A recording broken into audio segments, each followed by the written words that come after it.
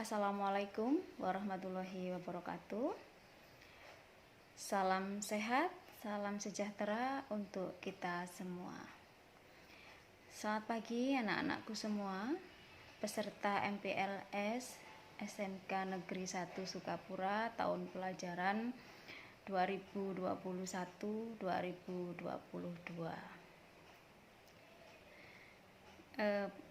Untuk materi MPLS kali ini saya akan memberikan materi tentang perilaku hidup bersih dan sehat di era new normal.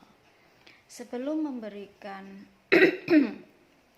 materi tersebut, saya akan memperkenalkan diri saya dulu. Nama saya Maya. Saya selaku salah satu guru yang mengajar di Produktif Perhotelan. Baiklah, anak-anakku semua, perilaku hidup bersih dan sehat sebenarnya ini tidak harus sekarang di era new normal ini atau nunggu ada virus corona menyebar seperti ini baru kita harus hidup bersih, bukan. Sebenarnya sejak lama, sejak dulu harus kita budayakan hidup bersih yang nantinya efeknya adalah sehat, ya. Jadi kita harus selalu menjaga kebersihan, terutama kebersihan diri. Karena dengan menjaga kebersihan diri, kita juga sama seperti melindungi dan juga tidak memberikan efek-efek negatif untuk orang-orang di sekitar kita. Kalau kita hidup bersih, kita sehat. Tentu saja orang di sekitar kita juga akan imbasnya bersih juga. Ya. Jadi setiap pribadi, setiap orang itu harus menjaga kebersihan. Karena yang menjaga bersih tidak harus satu orang saja, tapi semuanya. Karena melindungi diri sendiri sama juga melindungi orang lain, ya. Perilaku hidup bersih dan sehat ini sudah didengung-dengungkan oleh berbagai kalangan, baik pemerintah maupun orang-orang di sekitar kita, semuanya jalankan itu. Gerakan yang disebut dengan gerakan PHBS atau gerakan perilaku hidup bersih dan sehat. Nah, gerakan hidup bersih dan sehat ini adalah gerakan yang dilakukan untuk menjaga kesehatan serta kualitas hidup seseorang. Nah, gerakan ini meliputi berbagai perilaku yang dipraktekkan atas kesadaran pribadi demi mencapai kehidupan yang sehat. Anak-anakku, perilaku hidup bersih dan sehat itu sendiri perlu diterapkan di berbagai tempat, ya, dimulai dari di dalam rumah tangga, di rumahnya sendiri-sendiri, kemudian di institusi pendidikan, tempat kerja, tempat umum, sampai di fasilitas-fasilitas kesehatan, ya. Jadi kehidupan bersih itu harus dimulai dari diri sendiri dulu, dibiasakan dulu. Di rumah biasa bersih, jadi apa-apa biasa bersih. Nah, pasti kalau di luar rumah kebiasaan itu akan tetap dilaksanakan. Jadi semua berawal dari rumah dan harus dibiasakan. Jadi tidak kaget. Misalkan di rumah biasa soldreh istilahnya, ya, sembarangan, apa sembarangan.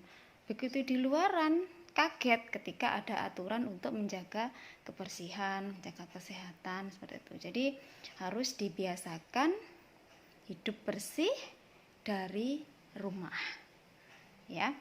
Nah, Berikut ini saya akan memberikan indikator kebersihan yang mengarah ke kesehatan. Itu ada 10 ya, ada 10. Kalian simak baik-baik. Nah, kalau dari 10 indikator ini sudah dilaksanakan dengan baik, insya Allah berhasil ya, indikatornya seperti itu. Nah, jadi kita bahas satu persatu ya. Yang pertama itu adalah yang sudah sering kita lakukan bersama, mencuci tangan. Nah, tapi mencuci tangannya ini harus dengan sabun dan air yang mengalir. Kenapa mencuci tangan dengan sabun? Nah, karena sabun itu bisa melarutkan kuman-kuman atau kotoran yang menempel di tangan. Nah, kenapa harus menggunakan air mengalir? Agar kotoran dan kuman-kuman yang menempel di tangan yang sudah kita bersihkan dengan sabun tadi ikut larut di air yang mengalir dan terbuang. Nah, kalau cuci tangannya di dalam wadah, otomatis nanti istilahnya mulek di satu tempat itu ya. Jadi kumannya di sabun sudah, jadi satu di dalam air itu, di dalam air itu dan tidak mengalir, otomatis sama aja dengan bohong mencuci tangan tapi kumannya tetap nempel karena airnya tidak mengalir. Nah ya, kemudian yang kedua, selalu menggunakan air bersih. Kenapa menggunakan air bersih? Ya, air yang bersih saja itu belum tentu 100% bersih, bebas dari penyakit, apalagi yang kotor. Tetapi paling tidak kalau kita menggunakan air bersih, kita sudah berusaha semaksimal mungkin. Nah, air bersih itu kita gunakan untuk minum, kemudian untuk memasak, mencuci pakaian, dan lain sebagainya yang aktivitas yang banyak menggunakan air ya, terutama mandi, gosok gigi juga harus menggunakan air yang bersih ya. Kemudian yang ketiga, selalu menggunakan toilet serta menjaga kebersihannya. Kenapa selalu menggunakan toilet? Harus ya. Jadi kalau kita buang hajat itu ya harus di toilet. Satu, kalau kita buang hajat sembarangan tentu tidak elok, tidak etis, enggak sopan dan lain sebagainya, enggak pantas. Satu. Yang kedua, joroknya dapat, kemudian virusnya, kumannya kemana-mana menyebarkan penyakit. Ya, jadi kita ketika buang hajat harus di tempatnya, yaitu toilet. Nah, toilet itu juga harus dijaga kebersihannya. Karena semua kotoran yang keluar dari dalam tubuh kita itu mengandung bersih, tidak harus satu orang saja tapi semuanya. Karena melindungi diri sendiri sama juga melindungi orang lain ya. Perilaku hidup bersih dan sehat ini sudah didengung-dengungkan oleh berbagai kalangan, baik pemerintah maupun orang-orang di sekitar kita, semuanya jalankan itu. Gerakan yang disebut dengan gerakan PHBS atau gerakan perilaku hidup bersih dan sehat. Nah, gerakan hidup bersih dan sehat ini adalah gerakan yang dilakukan untuk menjaga kesehatan serta kualitas hidup seseorang. Nah, gerakan ini meliputi berbagai perilaku yang dipraktekkan atas kesadaran pribadi demi mencapai kehidupan yang sehat. Anak-anakku, perilaku hidup bersih dan sehat itu sendiri perlu diterapkan di berbagai tempat ya, dimulai dari di dalam rumah tangga, di rumahnya sendiri-sendiri, kemudian di institusi pendidikan, tempat kerja, tempat umum, sampai di fasilitas-fasilitas kesehatan ya. Jadi kehidupan bersih itu harus dimulai dari diri sendiri dulu, dibiasakan dulu. Di rumah biasa bersih, jadi apa-apa biasa bersih. Nah, pasti kalau di luar rumah, kebiasaan itu akan tetap dilaksanakan. Jadi semua berawal dari rumah dan harus dibiasakan. Jadi tidak kaget. Misalkan di rumah biasa soldreh istilahnya ya, sembarangan, apa sembarangan. Begitu di luaran kaget ketika ada aturan untuk menjaga kebersihan, menjaga kesehatan seperti itu. Jadi harus dibiasakan hidup bersih dari rumah. Ya. Nah, berikut ini saya akan memberikan indikator keberhasilan kebersihan yang mengarah ke kesehatan itu ada 10 ya, ada 10. Kalian simak baik-baik. Nah, kalau dari 10 indikator ini itu adalah yang sudah sering kita lakukan bersama, mencuci tangan. Nah, tapi mencuci tangannya ini harus dengan sabun dan air yang mengalir. Kenapa mencuci tangan dengan sabun? Nah, karena sabun itu bisa melarutkan kuman-kuman atau kotoran yang menempel di tangan. Nah, kenapa harus menggunakan air mengalir? Agar kotoran dan kuman-kuman yang menempel di tangan yang sudah kita bersihkan dengan sabun tadi ikut larut di air yang mengalir dan terbuang. Nah, kalau cuci tangannya di dalam wadah, otomatis nanti istilahnya mulek di satu tempat itu ya. Jadi kumannya di sabun sudah, jadi satu di dalam air itu, di dalam air itu dan tidak mengalir, otomatis sama aja dengan bohong mencuci tangan tapi kumannya tetap nempel karena airnya tidak mengalir. Nah ya, kemudian yang kedua, selalu menggunakan air bersih. Kenapa menggunakan air bersih ya? Air yang bersih saja itu belum tentu 100% bersih, bebas dari penyakit, apalagi yang kotor. Tetapi paling tidak kalau kita menggunakan air bersih, kita sudah berusaha semaksimal mungkin. Nah, air bersih itu kita gunakan untuk minum, kemudian untuk memasak, mencuci pakaian, dan lain sebagainya yang aktivitas yang banyak menggunakan air ya, terutama mandi, gosok gigi juga harus menggunakan air yang bersih ya. Kemudian yang ketiga, selalu menggunakan toilet serta menjaga kebersihannya. Kenapa selalu menggunakan toilet? Harus ya. Jadi kalau kita buang hajat itu ya harus di toilet. Satu, kalau kita buang hajat sembarangan tentu tidak elok, tidak etis, enggak sopan dan lain sebagainya, enggak pantas.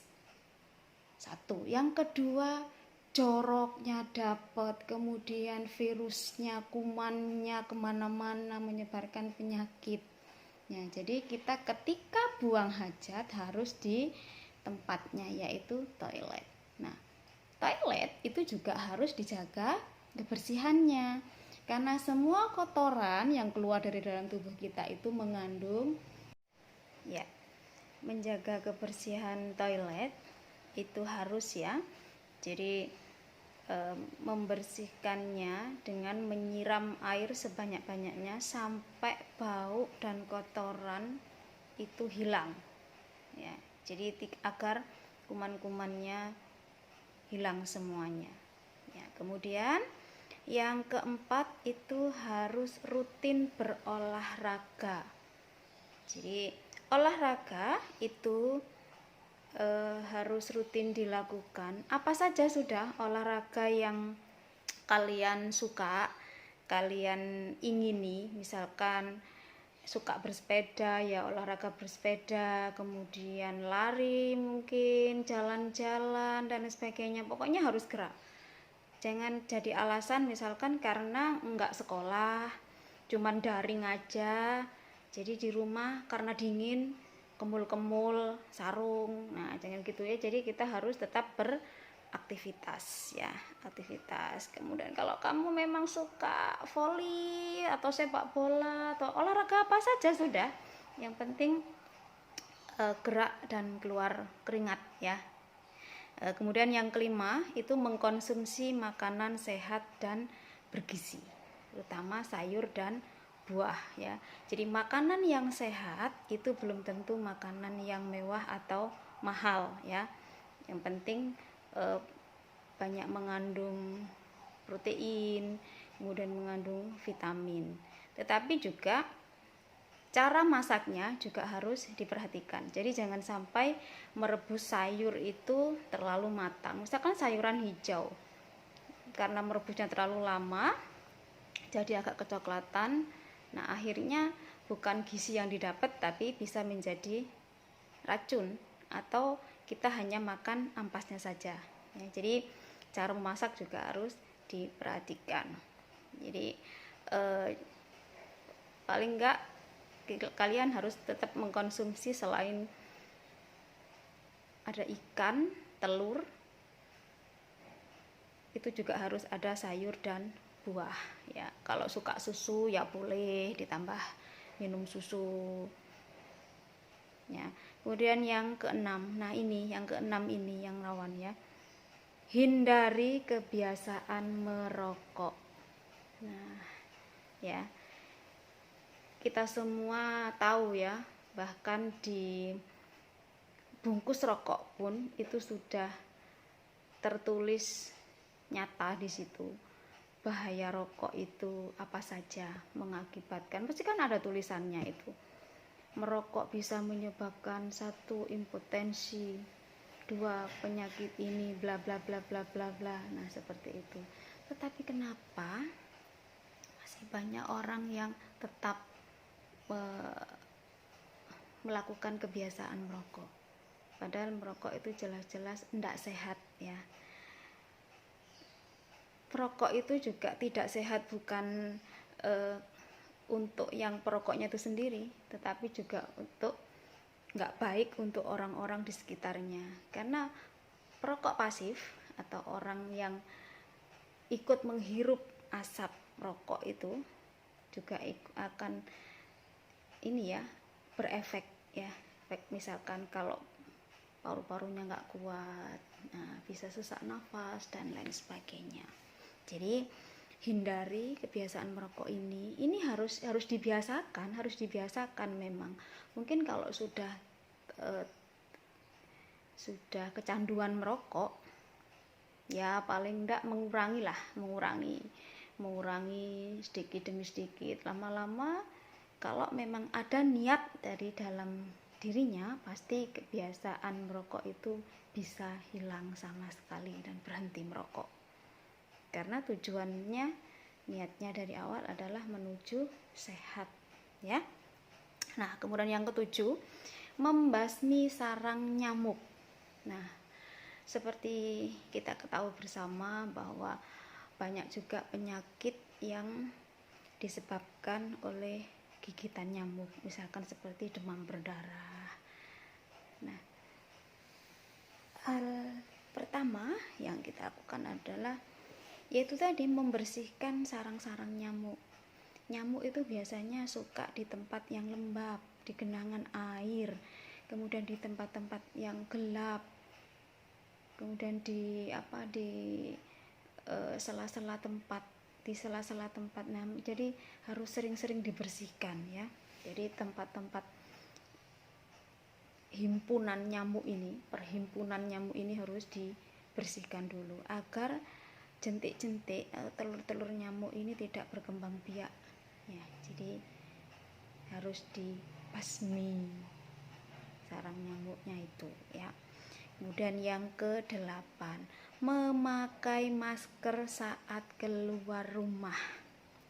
Karena masker itu selain melindungi kita juga melindungi orang lain. Tetapi ingat, pakai maskernya itu yang betul, harus menutup dari hidung sampai mulut, jangan ditaruh di dagu ya.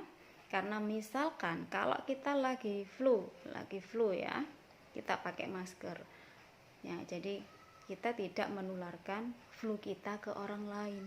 Begitu juga kita meskipun nggak lagi sakit flu, tapi misalkan berhubungan dengan orang yang lagi sakit, dia nggak pakai masker, kemudian kita nggak pakai masker, otomatis ya virusnya ini bablas wae begitu ya, enak aja kesana kesini kesana seperti itu ya. Yang ke-9, menjaga jarak fisik dari orang lain. Nah ini jaga jarak.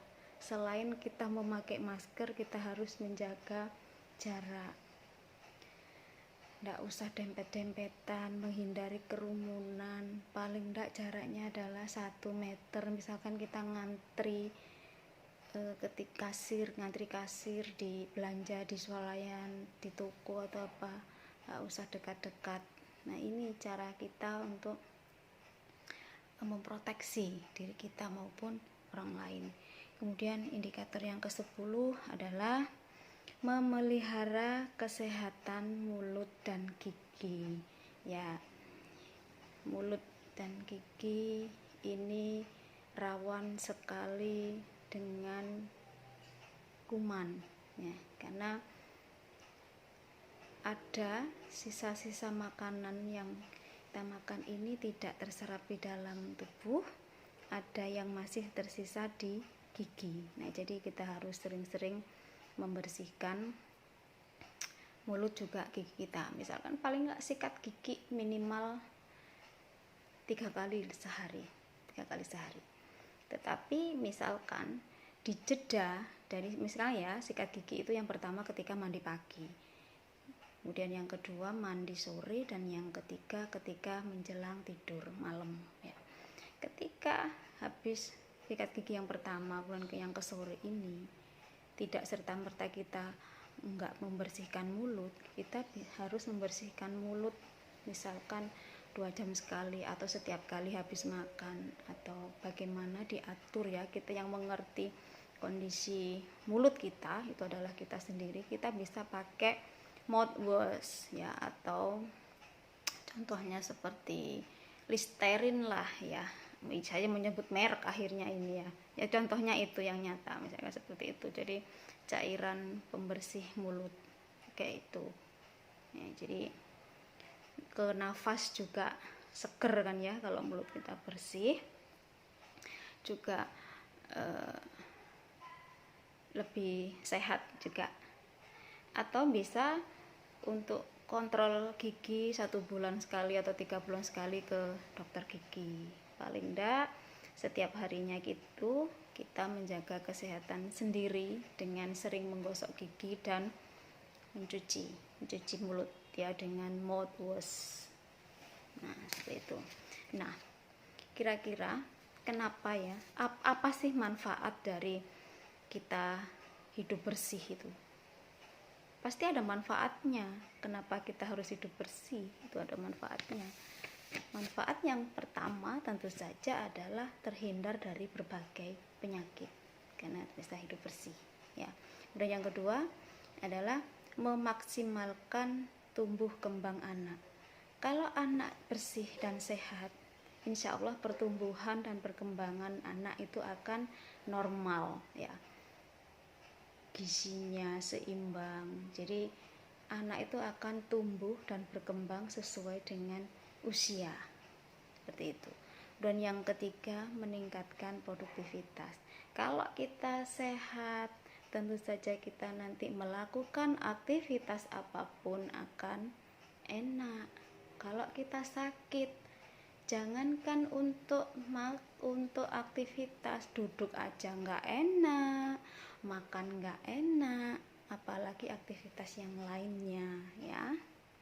Kemudian yang keempat adalah tentu saja manfaatnya adalah menjaga kebersihan tempat tinggal dan lingkungan ya. Jadi sangat banyak sekali manfaat dari hidup bersih dan sehat itu ya. Jadi anak-anakku sekalian, kita harus selalu menjaga kesehatan. Kalau bukan diri kita, siapa lagi? Ayo biasakan hidup bersih dan sehat ya, karena kalian masih anak-anak, masih anak-anak yang butuh untuk tumbuh dan berkembang. Kalian masih bisa tumbuh lagi, masih bisa tinggi lagi, bisa berkembang lagi. Kalian itu usia-usia yang sangat produktif ya. Jadi harus, kalau dari muda sudah biasa punya kebiasaan hidup sehat, punya kebiasaan yang baik, tentu saja nanti akan ditularkan ke teman-teman, kemudian ke anak cucu kalian nanti. Jadi betapa pentingnya hidup bersih dan sehat, akan membuat kita juga pikiran kita tenang ya. Jadi kita melakukan aktivitas apapun juga enak ya. Semoga kita semua sehat selalu, dan kalian juga harus menjaga kondisi ya, tetap menjaga kondisi itu tadi, makan makanan yang sehat dan bergizi, rajin berolahraga, kemudian jangan begadang kalau nggak perlu, banyak istirahat, jaga kesehatan itu penting ya. Semoga semoga wabah pandemi ini segera berlalu dan kemudian kita bisa bertemu, bertatap muka, kegiatan belajar mengajar akan berjalan seperti yang dulu-dulu. Jadi kita ada interaksi di kelas, kita praktek di homestay, kita nanti bisa praktek di hotel dan lain sebagainya. Mudah-mudahan kondisi ini normal kembali seperti dulu kala, dan kita harus berkomitmen tetap menjaga kesehatan dengan hidup bersih dan sehat. Baik anak-anak, semoga apa yang saya sampaikan bermanfaat untuk kita semuanya. Mohon maaf bila banyak kekurangan. Terima kasih untuk perhatiannya. Semoga kita semua sehat selalu. MPLS ini membawa banyak pelajaran untuk kalian semuanya, dan semoga nanti diterima menjadi atau lulus MPLS ini, diterima menjadi siswa-siswi SMK Negeri 1 Sukapura. Baik, saya akhiri. Wassalamualaikum warahmatullahi wabarakatuh. Semoga apa yang saya sampaikan bermanfaat untuk kita semuanya. Mohon maaf bila banyak kekurangan. Terima kasih untuk perhatiannya. Semoga kita semua sehat selalu. MPLS ini membawa banyak pelajaran untuk kalian semuanya, dan semoga nanti diterima menjadi atau lulus MPLS ini, diterima menjadi siswa-siswi SMK Negeri 1 Sukapura. Baik, saya akhiri. Wassalamualaikum warahmatullahi wabarakatuh.